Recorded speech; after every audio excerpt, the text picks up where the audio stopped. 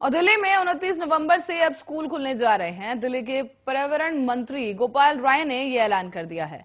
गोपाल राय ने यह भी बताया है कि 29 नवंबर से ही सरकारी दफ्तर भी खोल दिए जाएंगे। दफ्तरों को एडवाइजरी जारी की गई है, साथ ही पब्लिक ट्रांसपोर्ट का इस्तेमाल करने की एडवाइजरी जारी की गई। पर्यावरण मंत्री गोपाल राय ने कहा है कि दिल्ली के अंदर पिछले 3 दिनों से लगातार प्रदूषण के स्तर में सुधार हो रहा है। एयर क्वालिटी इंडेक्स देखें तो दिवाली से पहले जो स्थिति थी उस वक्त उस स्थिति को आज पहुंच चुके हैं।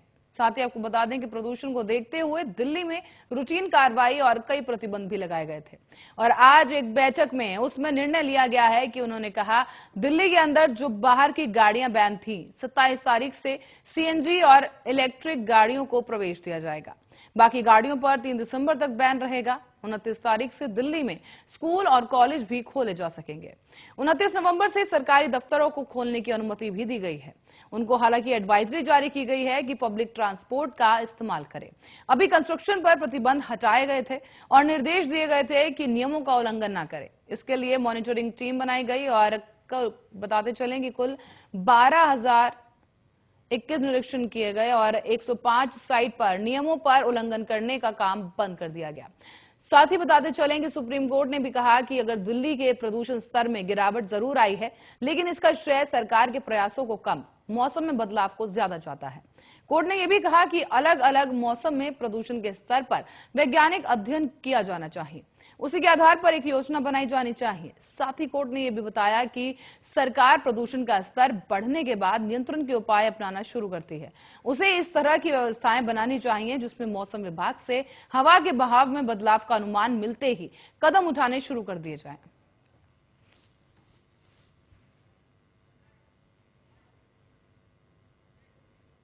रुक करेंगे अगली खबर की ओर, जो कि पाकिस्तान से सामने आई है। दरअसल पाकिस्तान के प्रधानमंत्री इमरान खान ने माना कि पाकिस्तान के पास देश चलाने लायक पैसे नहीं बचे, इसीलिए विदेशों के सामने झोली फैलानी पड़ रही है।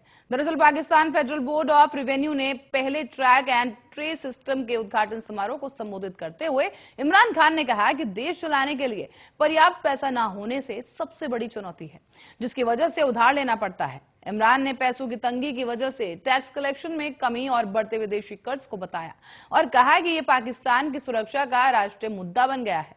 दरअसल पाकिस्तान में इमरान खान के नेतृत्व वाली सरकार द्वारा लिए गए एक बड़े फैसले में जिससे गरीबों की पीड़ा और बढ़ सकती है। इस्लामाबाद ने अंतर्राष्ट्रीय मुद्रा कोष से लिए गए 6 अरब डॉलर के बेल आउट पैकेज के पुनरुद्धार को सुनिश्चित करने के लिए व्यय में कटौती और अधिक टैक्स को लागू करके 800 अरब पीकेआर के साथ एक महत्वपूर्ण कदम उठाने पर सहमति व्यक्त की। इस दौरान पाकिस्तान सरकार ने यह भी खुलासा किया कि आने वाले दिनों में देश में मुद्रास्फीति में एक बड़े उछाल के मद्देनजर 2 महीने के भीतर ही कदम उठाने होंगे।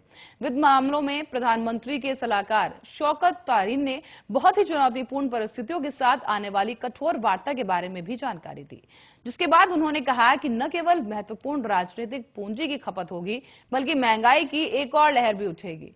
ऐसे में तारीन ने कहा कि फेडरल बोर्ड ऑफ रेवेन्यू का कर संग्रह लक्ष्य बढ़कर 6.1 खरब रुपए कर दिया गया है और सरकार को संसद में स्टेट बैंक ऑफ पाकिस्तान संशोधन विधेयक को भी मंजूरी देनी होगी। तारीन ने कहा है आगे कि अगले कुछ महीनों में बिजली की दरें उनमें भी वृद्धि होगी, जो कि वर्तमान में लगभग 50 पैसे प्रति यूनिट अनुमति है। साथ ही आपको बताते चलें कि हालांकि तारीन ने यह भी स्पष्ट कर दिया कि इसका निर्धारण सर्कुलर ऋण के स्तर पर किया जाएगा।